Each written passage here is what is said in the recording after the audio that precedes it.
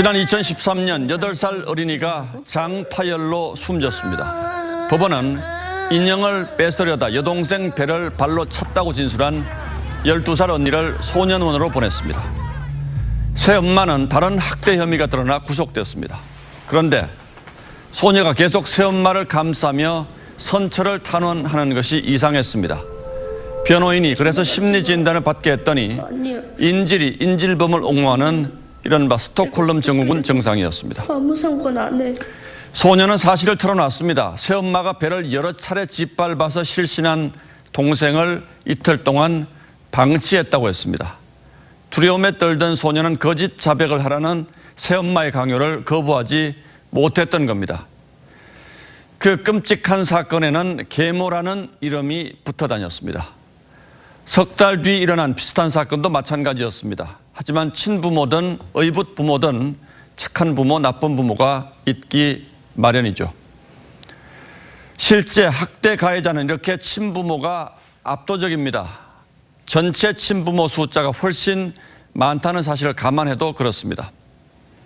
그럼에도 불구하고 다시 계모라는 단어를 쓸 수밖에 없는 사건이 모두의 가슴을 짓누릅니다. 여행 가방에 7시간을 갇혔던 9살 어린이가 끝내 숨졌습니다.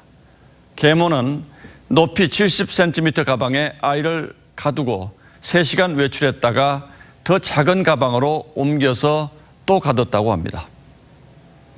이 아이 역시 한 달 전 상처가 발견돼서 조사를 받았지만 부모를 좋게 이야기해서 그냥 넘어갔다고 합니다. 조금만 더 세심하게 살폈더라면 참극을 막을 기회가 있었던 겁니다. 가슴으로 낳은 자식이라는 말이 있습니다. 배 아파 낳은 자식처럼 잘 키우겠다는 입양 부모의 마음을 가리키지만 의붓 부모라고 다를 리 없습니다.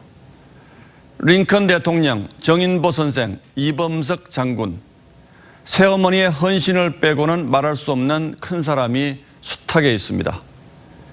민족 시인 김소월은 남편 잃고 재혼하는 여인을 애틋한 마음으로 바라봤습니다. 홀로 된 그 여자. 그늘에 와서는 후살이 간다 하여라. 그렇지 않으랴. 그 사람 떠나서 이제 10년. 그런데 세상이 어찌 이리 험해졌을까요?